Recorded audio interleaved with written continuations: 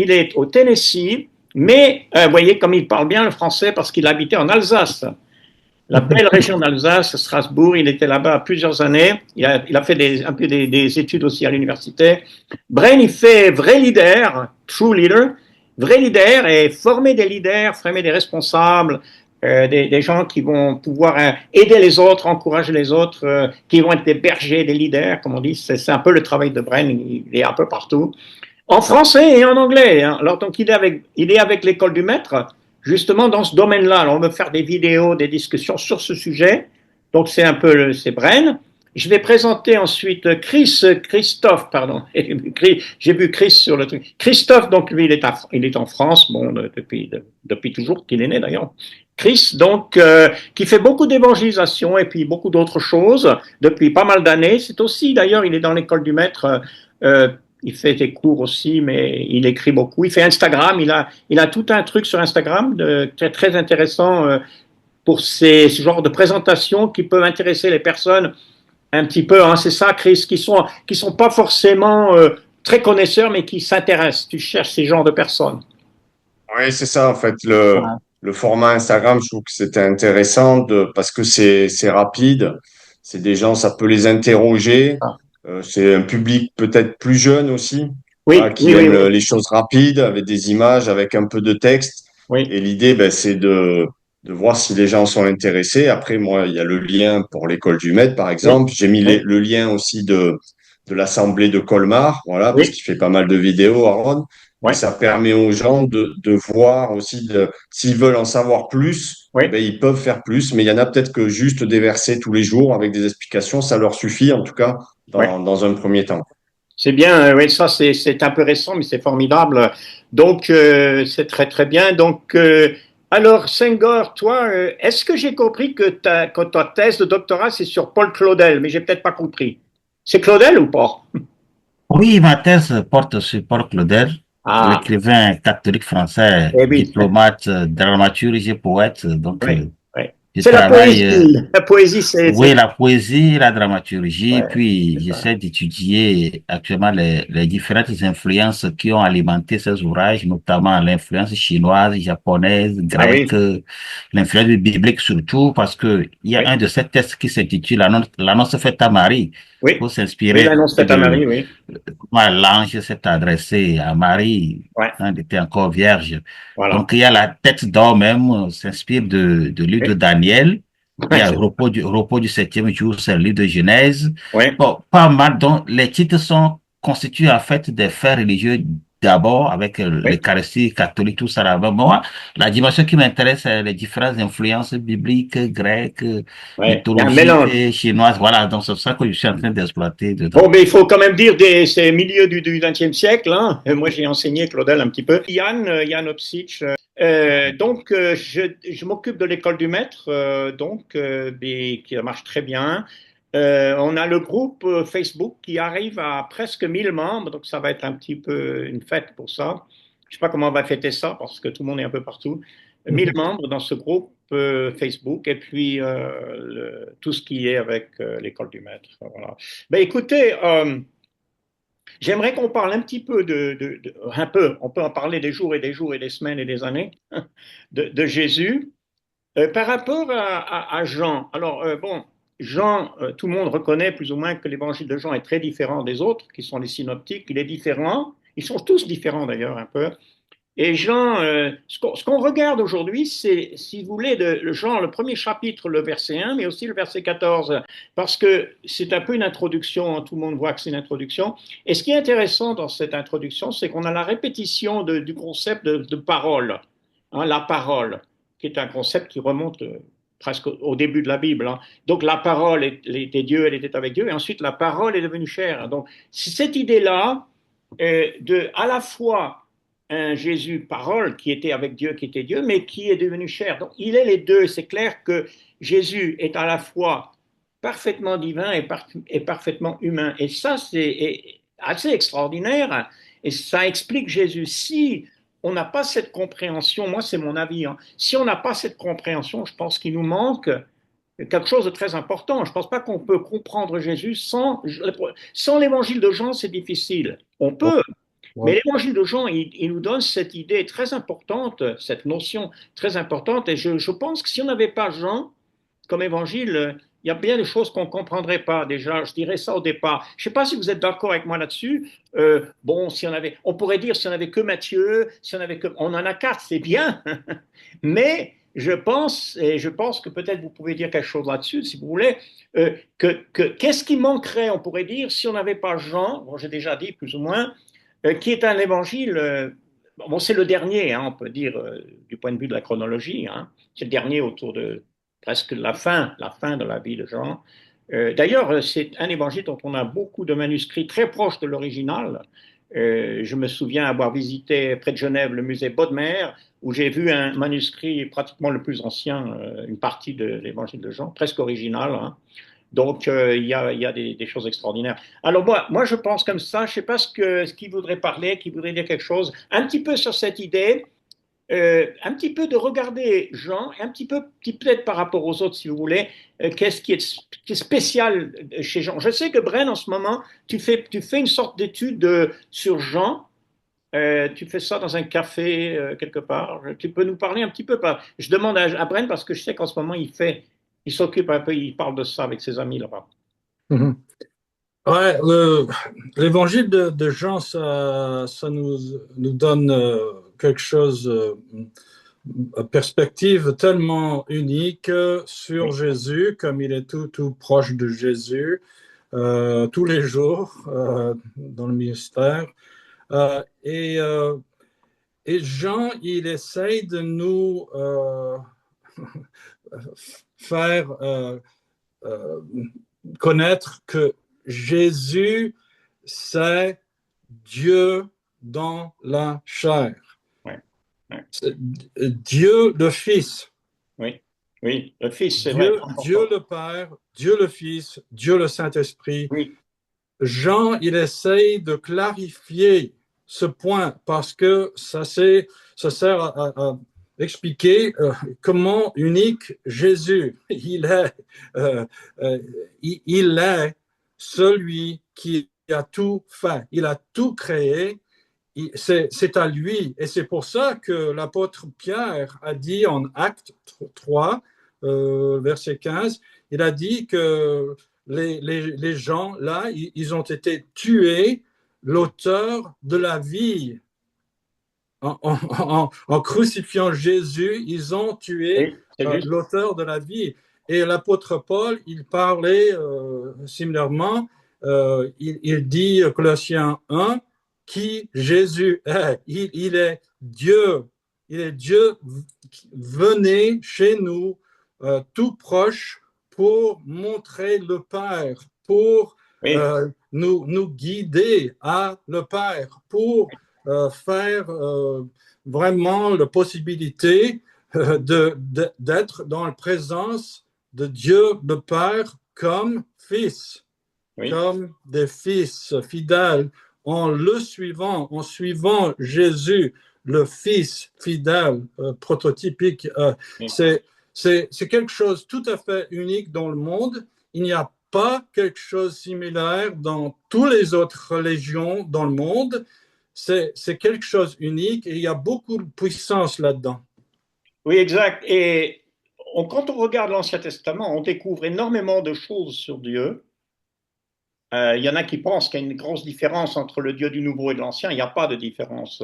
La différence, c'est que dans le Christ, on a une manifestation ou une explication de Dieu qui est pas contraire à l'Ancien Testament, mais qui complète, qui va plus loin peut-être, Ah ouais, ah et ouais. qui nous rapproche aussi, parce que quand on parle de Dieu qui est devenu chair, c'est quand même beaucoup plus proche de nous, du point de vue proximité, que le Dieu de l'Ancien Testament. Mais c'est le même Dieu, le Dieu d'amour, le Dieu de grâce, le Dieu de justice.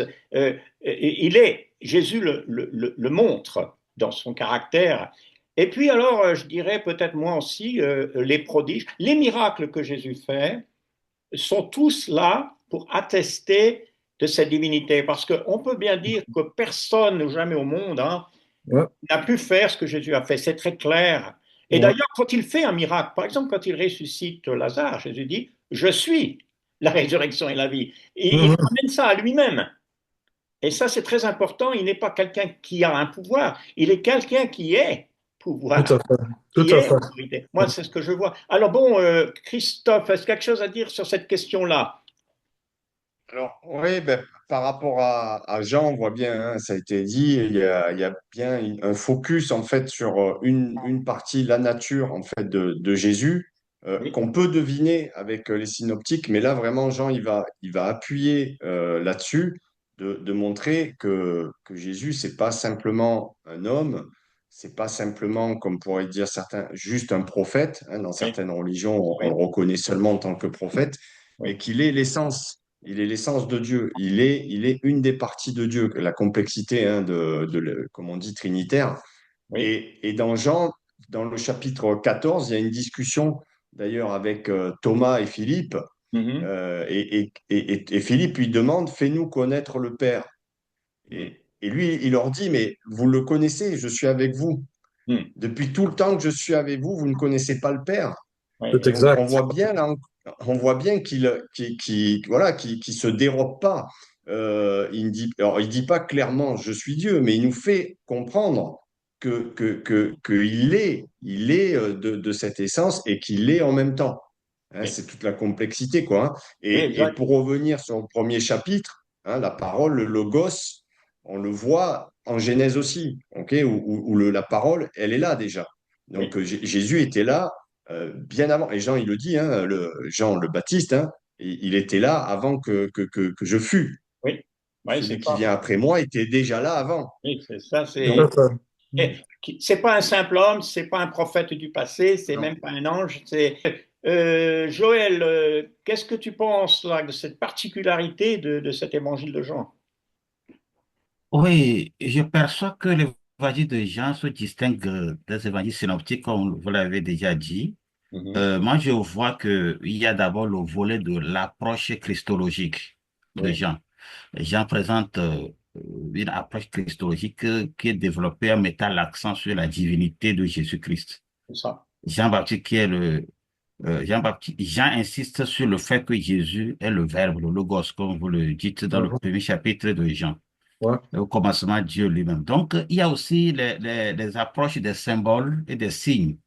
Alors que les synoptiques se concentrent davantage sur les paraboles, Jean utilise souvent des signes, des miracles pour révéler la gloire de Jésus. Exact. Donc, les sept signes sont présentés dans des premiers chapitres, notamment la transformation de l'eau, du vin en vin, la résurrection de Lazare, et surtout le discours et dialogue prolongé que nous voyons souvent. Donc, ce sont des discours qui contiennent parfois des dialogues prolongés sur Jésus, moins fréquents dans les synoptiques.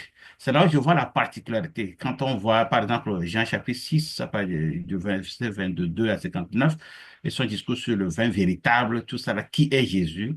Ce sont des exemples notables qu'on peut noter dans ce livre. Ensuite, il y a la chronologie et la géographie. Donc, quand je vois que dans les synoptiques, on voit quelques traits comme ça. Mais dans l'évangile de Jean, je vois souvent que Jean situe la purification du temple du début du ministère de Jésus. Tandis que les synoptiques la place vers la fin. C'est-à-dire, ça veut dire qu'il y a d'abord une particularité que Jean accorde à toute la personnalité de Jésus, qui Ouais. est Jésus. C'est-à-dire, comme l'a dit M. Bren tout à l'heure, l'incarnation de la parole, c'est une particularité. C'est ce qui est le fondement de la foi. Mais tous ceux qui sont passés de ce côté-là ne peuvent plus comprendre même la quintessence de l'évangile de Jean. Oui, oui, c'est vrai. Donc, Ouais. voilà, je vois aussi la particularité sur le plan, la structure littéraire. D'ailleurs, je vois, quand je lis Jean, je me retrouve avec un texte qui est purement structuré. Et puis, la littéralité est complète, mais bon nombre de gens ne peuvent pas le faire, ne peut pas déceler des choses comme ça. Et les thèmes théologiques qui abondent souvent pour montrer cette particularité du discours de Jésus, Oui. discours sur la personne de Jésus par rapport aux synoptiques. Voilà à peu près ce que Eh bien, je oui. peux noter. En fait, je crois quand même que Jean a suscité beaucoup plus de commentaires, de discussions que les autres. Absolument, absolument. Parce qu'il est unique. Une chose que peut-être je te dirais par rapport à Jésus qui nettoie le temple, à mon avis, il est possible que Jésus a fait cette purification du temple, et au début et à la fin. Les Oui, deux. Parce que oui, ça représente, quelque part, ça représente aussi son œuvre salvatrice, son œuvre de purification, parce qu'il est l'agneau de Dieu qui porte le péché du monde. le Ben, péché le du monde. péché, il est là, et il est même dans Oui, le temple. Aussi oui, surprenant que ça puisse être pour les chefs religieux, ah quand même, c'est bizarre, il y a du péché même dans le temple. Ça, c'est pas oui, nouveau, parce que c'est oui, déjà dans l'Ancien Testament. Et ça, c'est très important parce qu'il n'y a pas de lieu sacré. Le seul qui est sacré dans cette histoire, c'est le Christ lui-même. oui, Parce que le péché domine. Le péché, il est là d'ailleurs, puisque la croix. Mais oui. cette idée de la présence et de la puissance, on pourrait dire, du péché, par rapport à Jésus-Christ. Euh, comment Jésus fait face au péché? Parce qu'il est face à la haine, face à la méchanceté, face à l'orgueil. Enfin, on pourrait faire une liste. Et c'est notre expérience humaine. Je crois que pour ça, quand les personnes lisent cet évangile, peut-être ils s'identifient beaucoup à cette histoire parce que on voit Jésus en guerre, on voit Jésus en lutte, parce qu'il vient en chair. Mais regarde ce qu'il dit tout au début. Je vais regarder tout au début. Euh, la lumière, lui dans les ténèbres ne l'ont point reçu. C'était tout au début. Et quand il dit en Jean 8, verset 12, je suis la lumière du monde, celui qui me suit ne marchera pas dans les ténèbres, mais il aura la lumière de la vie. Il faut bien voir que cette lumière-là, elle lui met, elle lui avec beaucoup, beaucoup d'opposition. Donc, on apprend, moi je vois qu'on apprend sur la gloire du Christ, mais on apprend aussi sur la nature du péché dans cet évangile. Bon, c'est peut-être pas ce qu'on voulait discuter, mais moi ça m'a toujours fait réfléchir. Pourquoi, pas que l'évangile de Jean, d'ailleurs dans toute la Bible, hein, pourquoi le péché est mis en avant, pourquoi c'est important? Pourquoi c'est important de considérer que nous sommes pécheurs, nous sommes séparés de Dieu d'après l'Écriture, et c'est pour ça que le Christ est venu. Hein. Il est l'agneau de Dieu qui porte le péché du monde. Donc ça aussi, c'est un aspect qui est... on pourrait dire beaucoup de choses. Comme j'ai dit, on aura le texte au début de cette discussion pour que les... Et on le remettra de temps en temps parce que c'est le texte qui est important. Alors, il y a Bren, dis-moi quelque chose. Bren, il voulait dire... Ok, Yann, voudrais tout simplement retourner pour quelques instants Oui, sur le mot qu'ils ont tous les deux, ils ont utilisé logos. Logos, oui, parole. Logos, absolument. Logos. Ok, D'accord. parce que c'est pas seulement la parole, c'est pas seulement les mots de Dieu, c'est pas seulement le message, c'est c'est vraiment ce qui concerne le péché et tout ça, Oui, et le sainteté de oui, divinité de Jésus.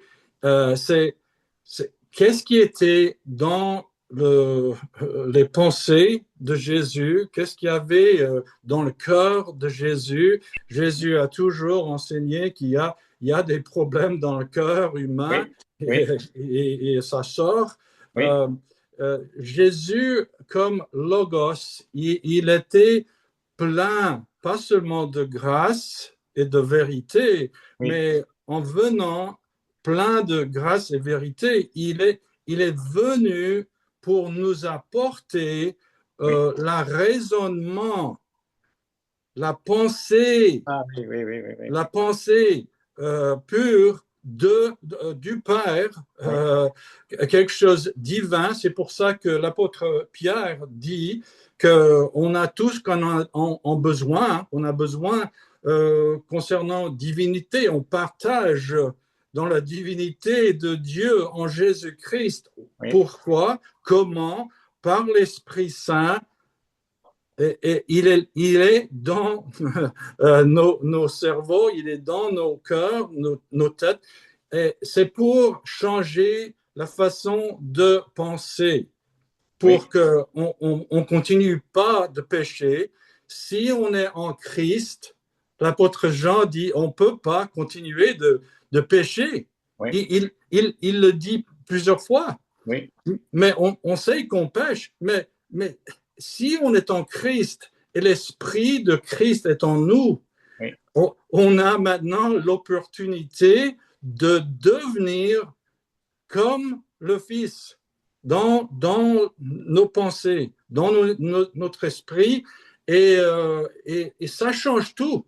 Ça Oui, change tout. Alors, le fait que Jésus est Logos, il ouais, est le raisonnement de Dieu, ouais. venez chez nous tout proche pour nous montrer comment penser différemment que, que tous les êtres humains qui Ouais. sont dans le péché. Oui, c'est ça. Et je dois dire bonjour à Lécha qui est avec nous. Lécha elle est enseignante ici au Texas. Elle enseigne des enfants le français, donc elle parle le français. Et elle va d'ailleurs aller en France dans quelques semaines avec un groupe d'élèves. Et elle sera d'ailleurs à Colmar. Il n'y a pas Aaron avec nous, mais Aaron est au courant. Elle sera à Colmar pendant quelques jours, un petit peu à Strasbourg et puis un petit peu ailleurs. Donc bonjour Lécha. Et donc, tu peux parler, hein, c'est bien si tu as quelque chose à dire. Hein. On sera très content de ta participation. Et peut-être il y en a d'autres qui viendront. Je ne sais pas si on verra Aaron, Christophe Muller, tous ceux qui sont été invités. Bon, on refera d'autres de ce genre de vidéos parce qu'il y a tellement à dire. Il y a tellement à dire sur Jésus. Ouais. Donc, c'est vrai que euh, pour revenir donc à ce que Bren a dit, mais aussi au texte, parce que je suis toujours frappé par ce verset 4, verset 5. La lumière, lui, dans les ténèbres, et les ténèbres ne l'ont point reçu. Et alors, bon, qu'est-ce que vous pensez? À votre avis, pourquoi Jean, déjà dès le départ, bon, il parle de celui qui est la parole, qui était avec Dieu, qui a tout fait, qui a tout créé. Et puis il est la lumière qui, lui, dans les ténèbres. Alors, puisque on a parlé de péché, des fois quand on utilise le mot péché, pour beaucoup de personnes, ça ne veut pas dire grand-chose. C'est intéressant de comprendre ce que Bren a dit, mais c'est intéressant de comprendre le péché comme vivre dans les ténèbres. On a une histoire dans Jean, au chapitre 9, où un homme est né aveugle. N'est-ce pas? Et puis Jésus le guérit, donc maintenant il voit. Et il y a toute une discussion avec les dirigeants, les chefs religieux, sur la question de qui voit et qui est aveugle. Et alors, les chefs religieux sont certains qu'ils voient, ils Ouais. voient bien, mais Ouais. pourtant, Jésus leur dit ils sont aveugles. Alors, on pourrait passer un peu à ça, c'est plus loin, mais c'est intéressant une image est importante pour les personnes. Parce qu'aujourd'hui, si on dit à quelqu'un que tu es pécheur, mais si on dit à quelqu'un, imagine que tu peux plus voir, tu es aveugle. Alors, on a tous peut-être des amis qui sont aveugles. Moi, j'ai un ami qui est aveugle. Je vois les difficultés qu'il a, mais bon, il faut des choses extraordinaires, tout en étant aveugle. Mais je veux dire, imaginez de vivre dans le noir et de ne pas voir ce qui est autour de nous. Et Jésus même a dit à un moment, un aveugle qui conduit un aveugle, ça va pas bien se passer, ça va pas bien se passer du tout.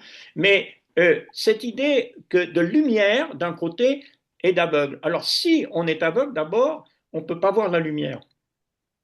Donc déjà, J'ai une question. oui, Oui. Quel est le passage qu'on étudie maintenant? Quel est le passage? Jean, le début de Jean.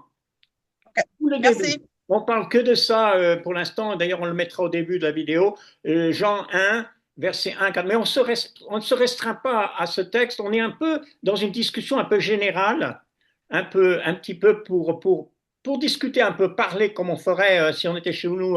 Souvent, quand on discute, on passe d'une chose à l'autre. Ça, c'est pas grave. Mais c'est intéressant parce qu'on a tellement d'idées, on a tellement de choses qu'on aimerait partager. On fera d'autres vidéos là-dessus. Bon, que Bren a parlé de la parole.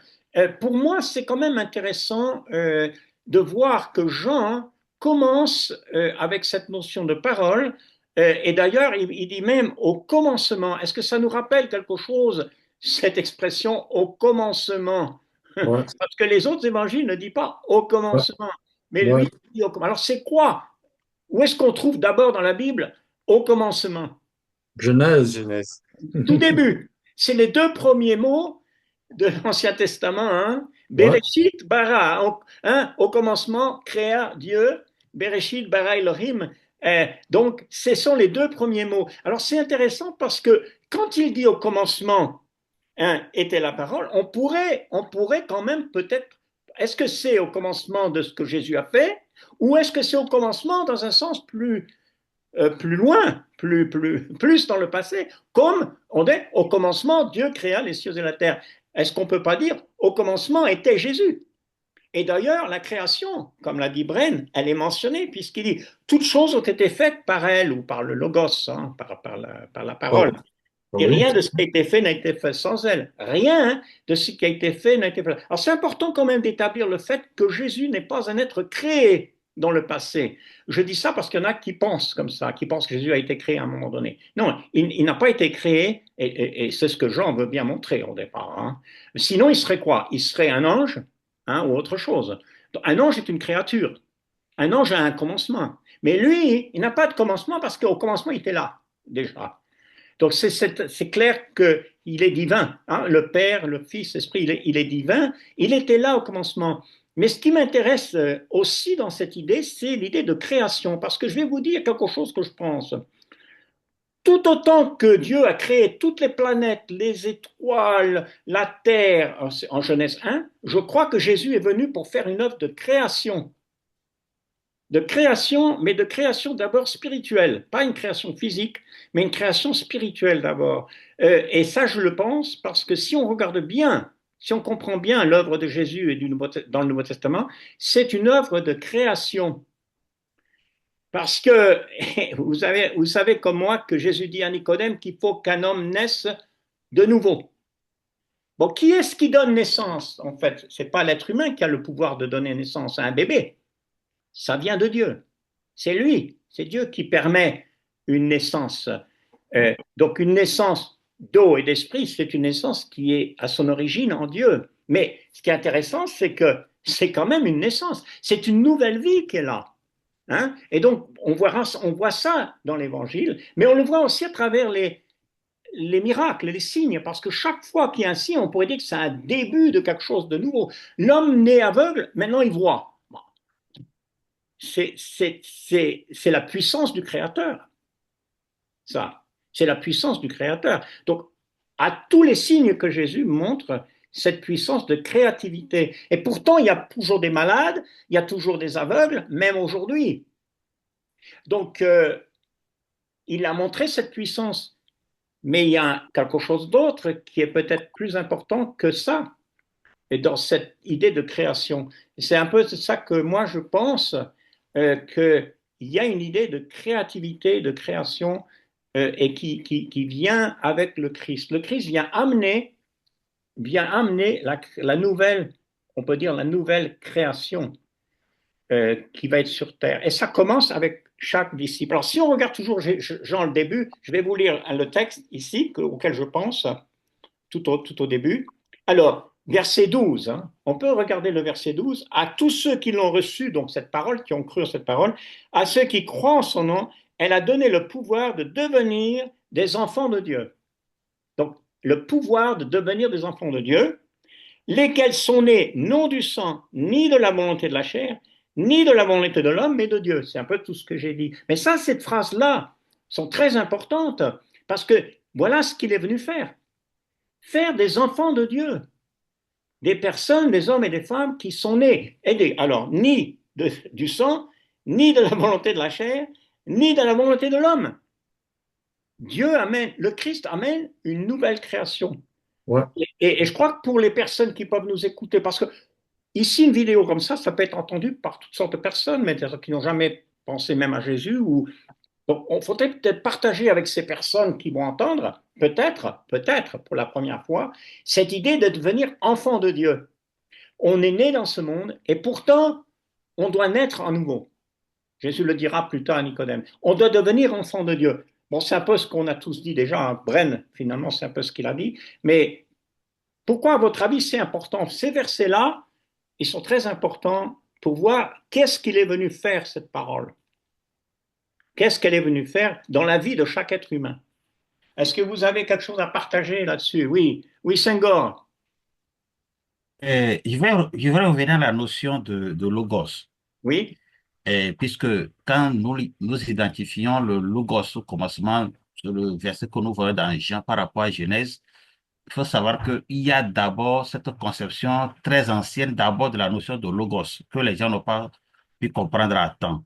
oui, Puisque la notion de logos, beaucoup l'ont identifiée à la philosophie grecque, oui, à la Grèce antique, que ce sont les Grecs qui ont fondait la notion de logos identifiée à la raison.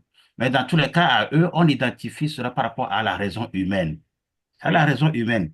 Maintenant, chez Aristote, Héraclite, ces consorts, la notion de logos est identifiée à la pensée de l'homme, etc. Maintenant, quand nous venons dans l'évangile de Jean, Oui, je suis en train de voir que, contrairement à ce que les Grecs pensaient, la raison, dans le christianisme, comme je pourrais le dire maintenant, la notion de logos est identifiée, comment on appelle, à la parole incarnée, en même temps à cette raison divine.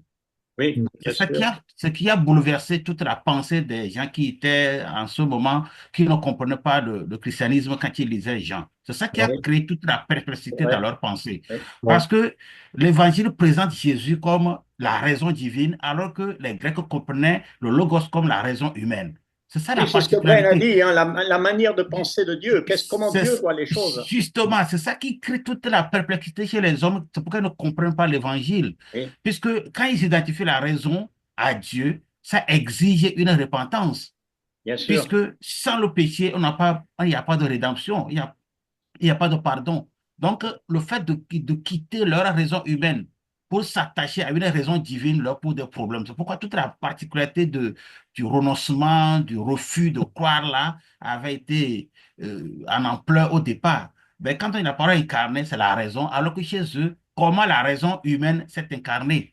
Chez les Grecs, Ouais, ça, c'est ça. dans la philosophie, dans C'est les vrai. pensées, dans les idées, etc. Oui, Alors que la Bible exige une compréhension particulière par rapport au logos qui est la raison divine. oui. Ouais. Et tu sais, cette question-là, bon, n'est pas que chez les Grecs, en fait, si tu veux, mais euh, en fait, si on pense aux personnes aujourd'hui, on utilise notre intelligence, on raisonne, on a de la logique, on est capable de construire des fusées pour aller même sur la Lune, etc. Mais tout ce travail de la raison, toute cette capacité humaine à faire des choses extraordinaires vient de cette intelligence. Alors, Oui, oui, la aujourd'hui, question que les Grecs n'avaient pas de réponse d'ailleurs, ni Aristote ni personne, la question c'est comment la raison peut-elle s'être faite toute seule, par hasard, à partir de la matière. La raison vient de la raison. Ça c'est déjà, la Bible est beaucoup plus logique que oui, toute autre philosophie et surtout plus logique que ces Grecs. D'ailleurs, ces Grecs qui cherchaient à comprendre, qui n'ont jamais pu expliquer, moi j'ai aussi pas mal étudié les choses, qui n'ont jamais réussi à expliquer.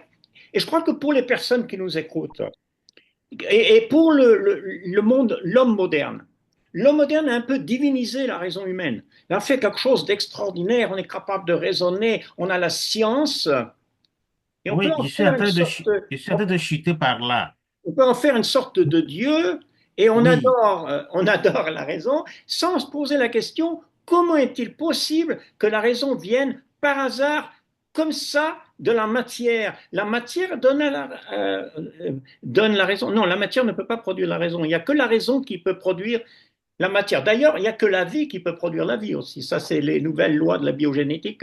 Il n'y a que la vie qui peut produire la vie. Alors, je crois que la Bible et cet évangile, mais toute la Bible, c'est, bon, Bren en a parlé aussi et tu en as parlé, c'est le meilleur raisonnement, le meilleur point de vue de l'homme, point de vue du monde réel, de la réalité telle qu'elle existe, sur n'importe quelle question qui existe.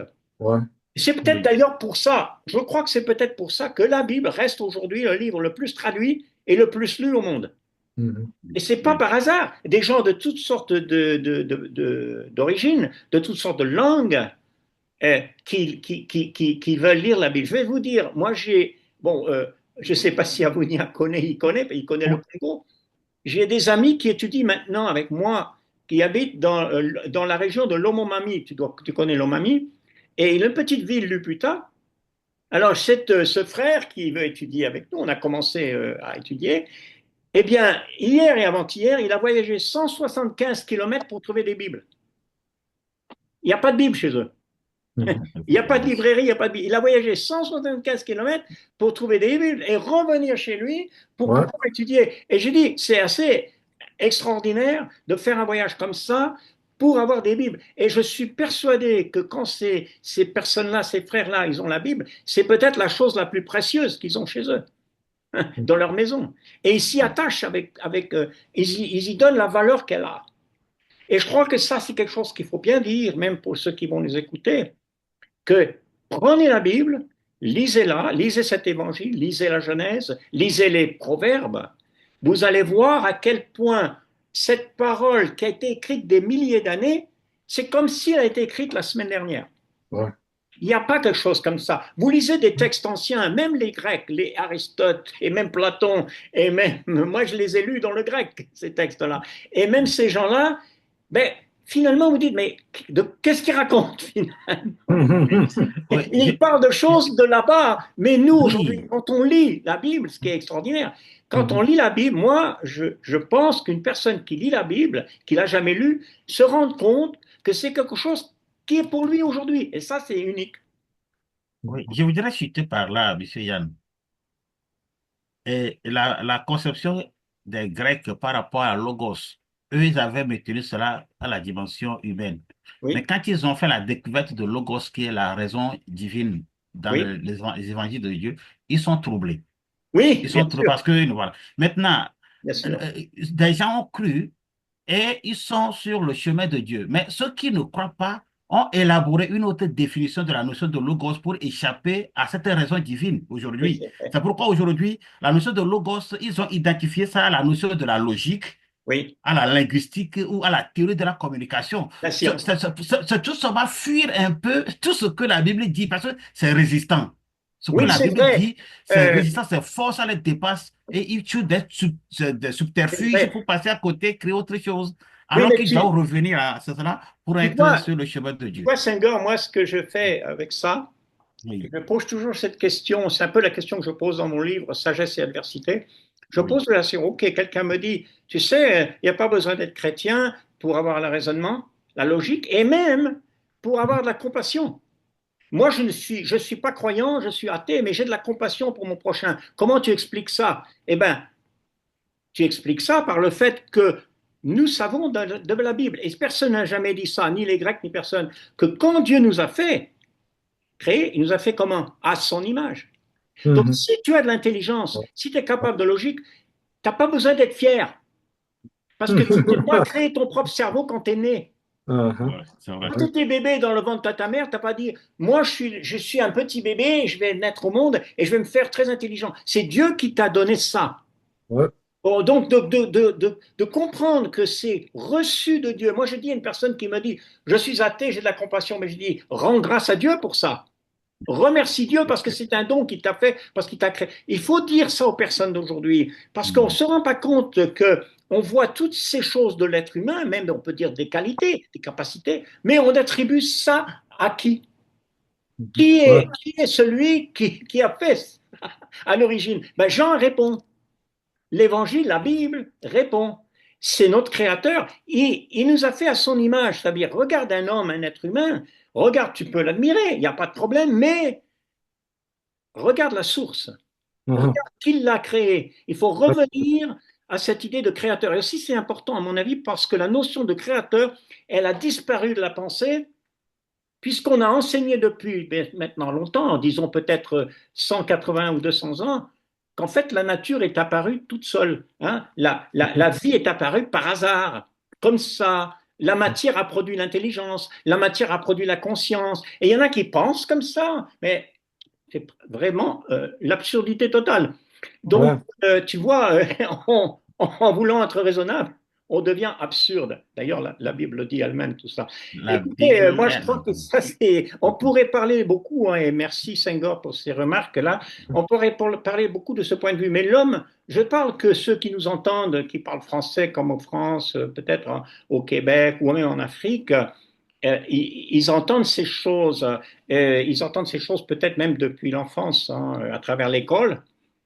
Il n'y a pas de doute qu'à travers l'école, l'école n'a pas été là pour bâtir la foi, mais pour nous aider à croire. Mais comment on va réagir à la non-croyance, c'est toujours très important pour nous. Et je crois que la même que la Bible nous donne des réponses. Ce que j'ai dit, que je dis aux non-croyants, tu t'es pas créé toi-même, c'est la base. Mhm. Il y Ouais. a un créateur. Je pense que si on n'a pas compris qu'il y a un créateur, déjà c'est un obstacle pour, je pense, pour le français moyen, comme on dit, qui va à l'école. Il pense dans sa tête que la création, la vie, l'intelligence humaine, c'est venu par le hasard. Le hasard, voilà la réponse qui pense. Je crois qu'il faut revenir, et Jean le fait. Ouais, exact. Ouais, Et Bren a raison d'insister là-dessus, parce que quand il dit que toutes choses ont été faites par elle, rien de ce qui a été fait n'a été fait sans elle. Tu as un créateur, tu as un Père céleste. Tu ne viens pas ni d'une cellule dans l'océan, ni d'un poisson, ni d'un singe. Tu as été créé unique à l'image de Dieu, homme et femme. Ces bases-là, d'ailleurs, je crois que si on a tellement de problèmes aujourd'hui, même de définir qu'est-ce qu'une femme ou qu'est-ce qu'un homme, c'est parce qu'on n'a plus du tout la base la plus simple, la plus élémentaire, qui est Genèse chapitre 1 et 2. Moi, je crois donc, c'est pour ça que quand je reviens à cette question au commencement, parce que ça nous ramène, et surtout les lecteurs grecs ont besoin de ça. Tu vois, les lecteurs grecs dont tu parles, tous ces gens de cette époque, ces païens, ces non-juifs, ils n'ont pas la notion du créateur, pas comme les juifs. Et je crois que cet évangile s'adresse en particulier à eux. Donc, ils leur font cette notion. Mais l'homme d'aujourd'hui, moderne, ou postmoderne, c'est pareil, l'homme d'aujourd'hui qui nous écoute, peut-être quelqu'un qui nous écoute, c'est bon pour eux de réfléchir et de lire Genèse, de lire la création, de lire cet évangile et de voir comment on a un créateur, on a un Père qui se préoccupe de nous, que notre vie, on lui doit. Le moindre souffle qu'on a, on lui doit. L'air qu'on respire, il nous l'a donné. S'il coupait l'air pendant 5 secondes, on ne resterait pas longtemps sur Terre. Donc cette notion-là, elle est très, très importante de rétablir parce qu'elle est ignorée largement par beaucoup de personnes, pas tout le monde, mais les personnes qui peuvent nous écouter. Ouais, et c'est pour ça que Salomon a dit que tout ce qui ignore Dieu, que tout de le faire, c'est la folie. Oui. C'est la folie. C'est pas possible d'utiliser l'intelligence dans une manière qui marche bien, oui. sauf marcher avec la source du cerveau. Il faut vraiment que tout le monde constate ce que Jean, il commence à dire, il commence l'évangile en disant qui est Jésus. Et Jésus, il est venu sur terre pour nous trouver, pour nous expliquer, pour nous montrer pas seulement qui est le Père, mais comment penser, comment utiliser tout ce que le Père nous a donné et comment le refaire. Parce que comme tu as dit, il faut renouveler tout, il faut réparer tout parce que le péché, ça fait ruiner nos cerveaux, nos pensées sont ruinées. Et le mot pour perdu dans le Nouveau Testament, c'est apolomie, et ça veut dire ruiner. C'est au cœur de tout ce qui est. Jean, il en parle là. Il faut refaire nos pensées, il faut refaire notre cœur tout à fait. Il faut nous faire des nouvelles créations, puisqu'on peut commencer de penser de plus en plus comme Jésus. Et en suivant Jésus, ça commence de marcher, tout ce que Dieu nous a donné, tout ce qu'il a fait. C'est bien. Je crois qu'on va peut-être rester encore quelques minutes, pas plus, parce que les vidéos, j'aimerais pas qu'elles soient plus que 40 minutes. Mais c'est pas grave. Il y a beaucoup à dire. J'apprécie ça. J'aimerais quand même donner la possibilité peut-être encore à Christophe, peut-être Lécha si elle veut, s'il y avait d'autres pensées un petit peu dans la suite de cette idée, qu'on va arrêter avec cette idée-là. L'idée que Bren a soulignée, mais aussi Senghor, cette idée de renouveler nos pensées, c'est-à-dire de penser différemment, d'être un peu des hommes et femmes qui sont en train d'apprendre.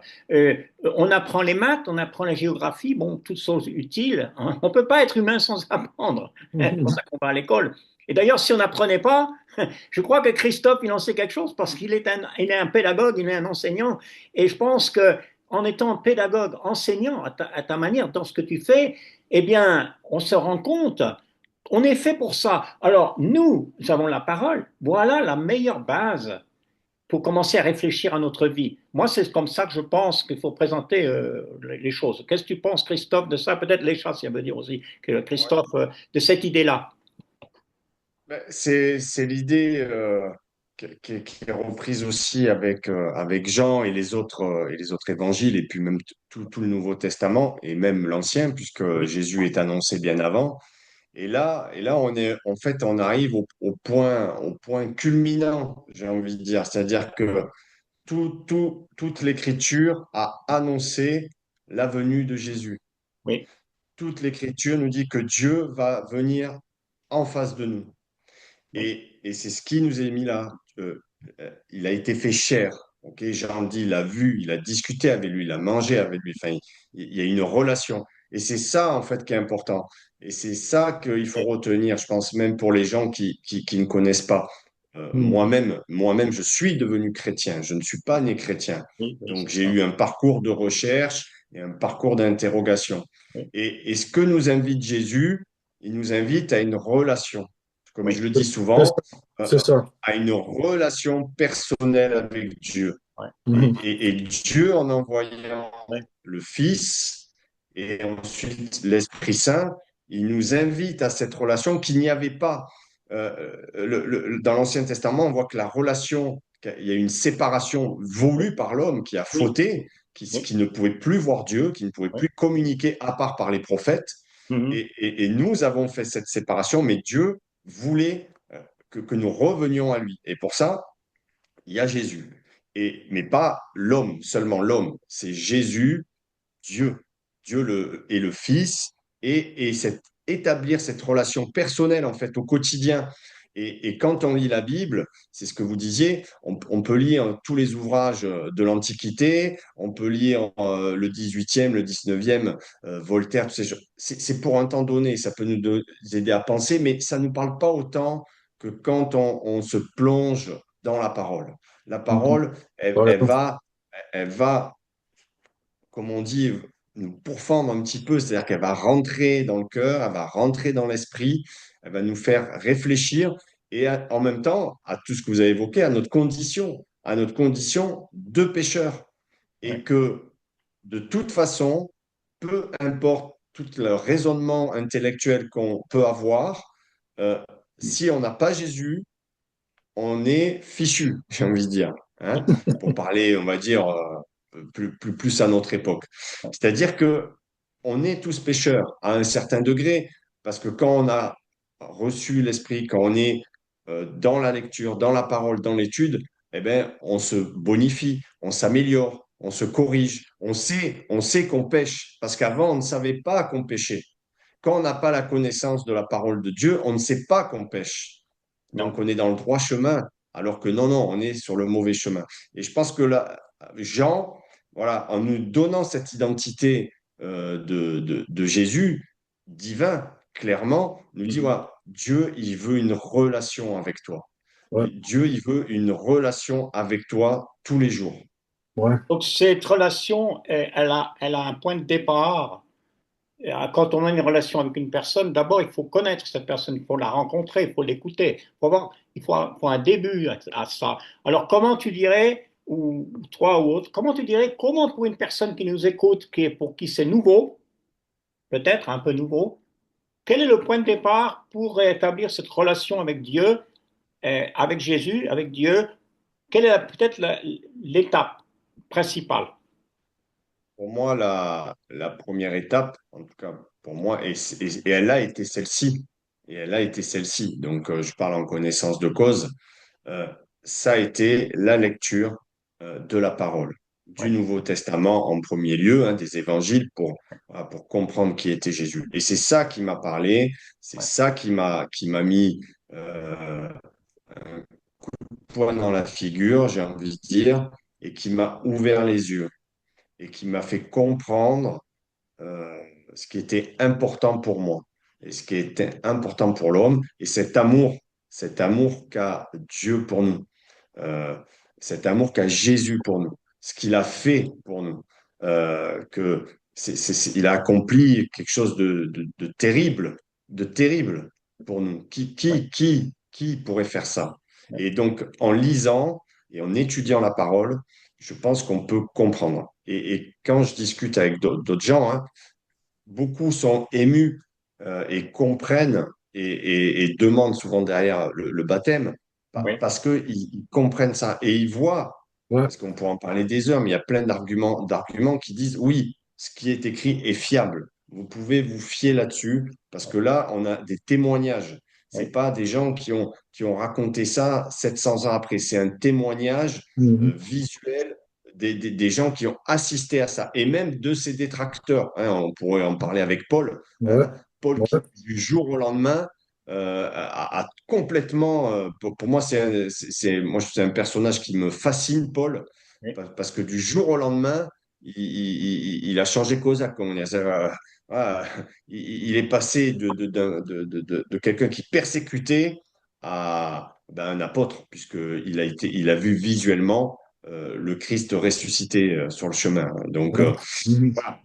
C'est pas venu de Pour lui, moi, le quoi. début, C'est c'est la pas venu de parole. lui, de ses émotions à lui, c'est venu Très de bien. l'intervention, on peut dire, de C'est ça, l'intervention directe du Christ. direct. Voilà. Ouais. Ça, Très c'est bien. bien. Alors, écoutez, moi, je pense que on refera beaucoup d'autres sur Jésus parce qu'il y a besoin. Ça, c'est qu'un début. Hein, on fera, je sais pas combien, régulièrement, peut-être une fois par mois, mais j'aimerais avoir plus de vidéos sur ce sujet avec d'autres. Lécha, est-ce que tu voulais nous dire quelque chose avant qu'on arrête? Parce que, C'est difficile pour moi de décider comment expliquer ce que j'ai dans ma tête, mes oui, oui, oui, idées. oui, oui. Et une chose que je pense, et j'aime bien enseigner les langues Oui. parce que quand on apprend une langue, on doit changer de perspective. Ah oui. Parce que les parlants des autres langues euh, ont des perspectives différentes et pour exprimer des idées. Et je pense que être chrétien est comme ça aussi. Nous devons changer de perspective, la perspective de Dieu Oui. et la perspective de Dieu est parfaite. La perspective des francophones, des personnes qui parlent espagnol, ce n'est pas parfait comme ça de Dieu, mais l'exercice cérébral est comme ça, de changer de manière d'exprimer des idées et euh, je ne sais pas ce que je veux dire, Ouais. On mais comprend. oui. Ouais. Et c'est bien les chats, c'est-à-dire que ce qu'il faut que les personnes qui nous écoutent se rendent compte, il y a un langage de Dieu, c'est-à-dire que Ouais. Dieu a choisi des mots, des histoires, des mots, qu'il a choisi lui et qu'il nous a donnés. Et c'est comme un autre langage dans un sens. Bon, on ne va pas le lire en hébreu, Oui, oui, mais même en français. oui, Quand le langage de la Bible aussi est différent. c'est différent. Donc, quand quelqu'un qui est français et qui n'a pas jamais lu la Bible, par exemple, va commencer à lire cet évangile ou même un proverbe ou quelque chose, il va se trouver face à un autre langage dans un sens, c'est-à-dire qu'à une manière de voir, il va comprendre les mots, mais c'est une manière de voir qu'il n'a jamais vue avant et qui lui fait ouvrir des horizons. Si quelqu'un n'a jamais étudié, là, par exemple, je donne un exemple, l'astronomie, et que du jour au lendemain, il va découvrir des étoiles, des galaxies nouvelles, pareil, là, il découvre Dieu, il découvre des choses qu'il n'a jamais connues, mais qui sont beaucoup plus importantes même que de connaître les étoiles ou les galaxies, parce que ça va Ah toucher ouais. sa vie personnelle, ça Ah ouais. va toucher ses choix de chaque jour. Moi, je ne peux pas faire grand-chose si les étoiles sont comme ça ou comme ça. Mais ce que je veux dire, c'est que ce langage de Dieu, il faut qu'on arrive à communiquer cette confiance que c'est le langage de la vie. Hein. Les paroles de Dieu, Jésus dit, sont des paroles de vie. L'homme ne vivra pas de pain seulement, mais de toute Mhm. parole qui vient de Dieu. Hein, C'est exact. Je me suis dit, bon voilà, donc ça c'est la nourriture de l'âme, c'est la nourriture de la réflexion, c'est la nourriture de toute notre manière de vivre chaque jour. Il faut qu'on ait, d'ailleurs, je dirais même que chaque jour, il faudrait qu'on puise dans cette parole pour avoir la sagesse au jour le jour. Ne pas se contenter de lire une fois puis on oublie. Mais comme une nourriture, on mange généralement 3 repas ou plus ou moins, on se nourrit de la parole. Donc, cette vidéo et d'autres, c'est pour encourager. Alors, ce qui va se passer avec cette vidéo, c'est que sous la vidéo, dans la description qu'on aura, parce que cette vidéo sera sur l'école du maître, hein, notre chaîne, il y aura une description avec toutes sortes d'informations, mais aussi des liens. Et donc, il y aura un lien pour l'école du maître. L'école du maître, si vous cliquez dessus, vous serez sur le site web. Et là, il y aura des informations et puis vous pouvez même, si vous voulez, vous inscrire pour faire un cours particulier. Il y a plusieurs cours, un cours qui vous intéresse ou faire même tout le programme de l'école du maître. Donc, on est tous un peu impliqués là-dedans, dans l'école du maître, chacun d'une manière ou d'une autre. Moi, je suis content de votre présence. Et puis, je vous dis bon courage à chacun, étant dans sa vie et engagé dans l'œuvre du Seigneur. Bon voyage à Lécha et à tes élèves. J'espère qu'ils vont être bien sages. Et ils parlent bien le français déjà, ils entendent, puisqu'on a parlé ensemble et ils ont tout compris ce que j'ai dit. Donc, moi, je suis bien. Ça me fait plaisir, je vois que j'arrive à parler français, que je peux être compris. Donc, ça me fait plaisir. Et Merci, puis, Yann. Merci. hein, Merci, Yann. voilà, et puis Senghor, bon courage. Je te verrai peut-être une autre fois sur une vidéo ou peut-être au Québec. Et Christophe aussi, bon courage pour toi. Tout ce que tu fais, les Instagram, moi, je les regarde. Je suis très intéressé par ça. Et c'est très intéressant. Donc, je prie pour vous et on prie tous pour vous ici, tout le monde, et que Dieu vous bénisse et tous ceux qui nous écoutent. J'espère qu'il y en aura Merci. beaucoup qui nous écoutent, soient bénis et soient dans la joie, dans la paix, parce qu'on ne la trouvera pas vraiment dans le monde tel qu'il est, mais on la trouvera dans la parole divine, dans la parole de Jésus. On va trouver cette joie, cette paix. Ouais. Ouais, ben, que Dieu vous garde. Amen. Et voilà. Merci beaucoup. Oui. Amen. À la Amen. prochaine. À la prochaine. À la prochaine.